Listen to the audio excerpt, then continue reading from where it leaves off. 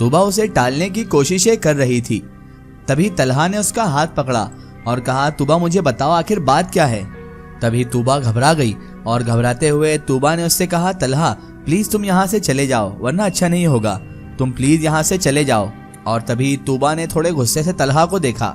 तभी तूबा पीछे देखने लगी तो तलहा पूछने लगा, क्या है पीछे। तलहा मुड़कर देखने लगा कि तूबा ने तभी झटके से अपना हाथ छुड़ा लिया और मौका देखते ही तलहा को कमरे से बाहर निकाल दिया और उसके बाद तूबा ने दरवाजा भी अंदर से बंद कर लिया। तभी तलहा ने नफी में सर हिलाया और कहने लगा, क्या अजीब लड़की है यार ये। और उसके बाद बेचारा वहां से बिना कुछ कहे चला गया। अंदर कमरे में अचानक सारी की सारी जो लाइट्स थी वो ऑफ हो गई। कमरे में पूरे घुप अंधेरा छा गया। फिर एकदम से सारी लाइट्स जलने बुझने लगी, बंद चालू होने लगी और कमरे की जो रखी हुई हर चीज थी वो कोई इधर से उधर फेंक रहा था। कोई बहुत गुस्से में था जो उन सारी चीजों को उठा उठा कर इधर से उधर फेंक रहा था, बल्कि यूं कहना सही रहेगा कि कोई कमरे की चीजों को इधर से उधर पटक रहा था। तूबा बेचारी बहुत ज्यादा खौफ में आ गई, डर गई। अब उसे अचानक से चीजें उड़ती हुई इधर उधर फिकाती हुई नजर आ रही थी। कमरे की लाइट्स ऑन ऑफ हो रही थी। बेचारी घबरा गई। डर के मारे वो आंख बंद कर कहने लगी, प्लीज बंद करो ये सब मत करो, मुझे डर लग रहा है। तूबा ने रोते हुए चीखते हुए कहा था।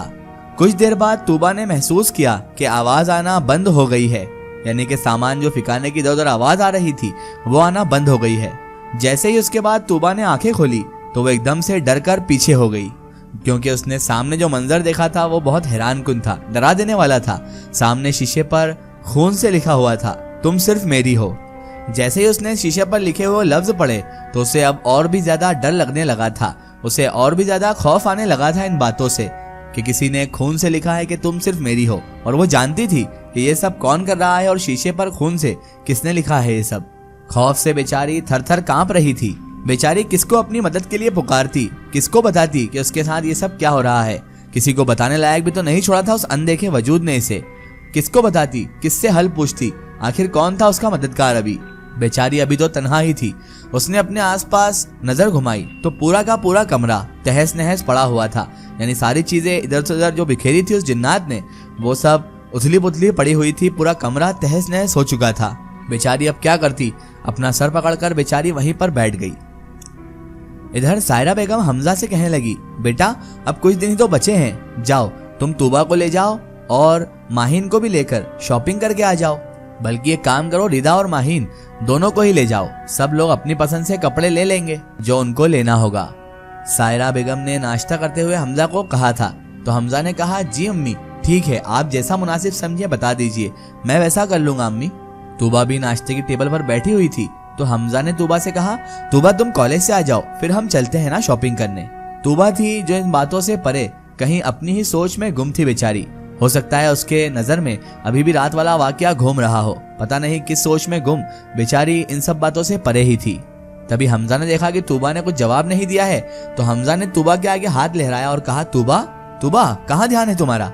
तभी तूबा अचानक घबरा कर झंझोड़ गई और कहने लगी, जी जी जी भाई क्या कह रहे थे आप। चौंक कर जैसे ही तूबा ने पूछा तो हमजा ने कहा, मुझे लग रहा है मेरी बहन तूबा तुम शायद मेरी शादी से खुश नहीं हो। मेरी बहन अपने भाई की शादी में ऐसा कोई गुमसुम बैठता है क्या? बहनें तो खुश होती हैं भाई की शादी में, लगता है तुम्हें मेरी खुशी पसंद नहीं है तूबा। हमजा ने मसनवी नाराजगी से कहा था।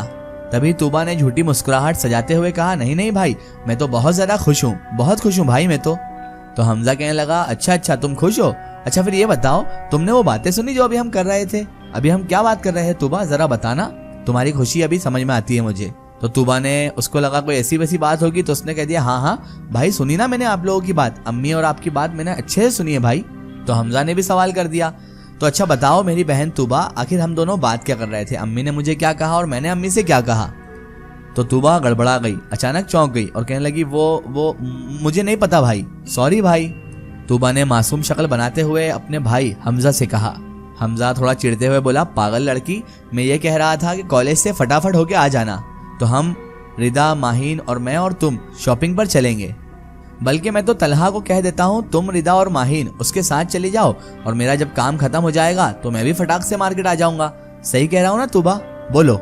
हमजा ने जैसे ये बात कही तो तूबा अपने भाई को अपने वालिद जैसा अदब करती थी और रिस्पेक्ट करती थी और उसे मानती भी थी, इसलिए उसने कहा, जी भाई जैसा आप मुनासिब समझे, जैसा आप कहेंगे भाई वैसा कर लेंगे, आप सही ही कह रहे हैं। और तूबा ने सर हाँ में हिला दिया। उसके बाद ये सब शॉपिंग करने निकल गए। शॉपिंग करते वक्त आते में इन लोगों को काफी अच्छा समय लग गया और देर हो गई। उसके बाद तूबा ने घर आकर खुशी खुशी सायरा बेगम को सारी शॉपिंग की जितनी भी चीजें उन्होंने खरीदी थी वो सब एक एक करके दिखाई। और फिर सारे काम से फारिग होते होते तूबा को रात का 1 भी बज गया। तूबा जब सारे कामों से फारिग होकर अपने कमरे में आई तो थकावट की वजह से बिस्तर पर लेटते ही तूबा की आंखें भारी होने लगी और वो धीरे धीरे करके नींद की आगोश में चली गई। तभी कुछ देर बाद उसे आवाज सुनाई दी, तूबा तूबा। उसकी नींद में अचानक खलल पैदा हुआ इस आवाज से। फिर से आवाज बुलंद हुई, बुलंद होकर आवाज आई, तूबा तूबा। लेकिन तूबा फिर भी लेटी ही रही क्योंकि नींद की वजह से तूबा की तो आंखें ही नहीं खुल रही थी। तूबा तूबा। इस बार आवाज ऐसी थी जैसे कोई चीख रहा हो गुस्से में, कोई गुस्से से तूबा को उठा रहा हो। ऐसी आवाज में तूबा की नींद को जगाया गया और तूबा हड़बड़ाहट के मारे डर कर एकदम से उठकर बैठ गई क्योंकि बहुत ही जोर की चीख से उसकी आवाज खुली थी। किसी ने उसका नाम इतनी जोर से पुकारा था मानो कोई उससे बहुत देर से गुस्सा हो। तूबा ने उठते से ही इधर उधर देखा। बेचारी बहुत हड़बड़ाई हुई थी, पसीना उसे आ रहा था और ऐसा खतरनाक खौफनाक आवाज उसको सुनाई दिया था कि वो डर के मारे उठ गई थी। जैसे उसने सामने देखा, सामने खिड़की के पास फिर वही साया खड़ा हुआ था। तूबा ने जैसे ही उस साये को देखा तो बेचारी तूबा डर के मारे कांपने लगी। उसने तो बेड पर पड़ी हुई चादर उठाई और चेहरे तक उस चादर को ओढ़ लिया। जैसे ही उसने चादर को मुंह पर ओढ़ा तो कुछ देर बाद वही खौफनाक आवाज फिर से आई, तूबा तूबा। तूबा ने डर के मारे चादर के अंदर भी आंखें बंद कर ली। कोई सख्त लहजे में उसे नाम को पुकारने लगा, तूबा तूबा। बार बार जोर जोर से आवाजें आ रही थी तूबा को। इस बार तो तूबा को ऐसा महसूस होने लगा आवाज के साथ साथ कि वो उसके पैरों के पास ही खड़ा हो।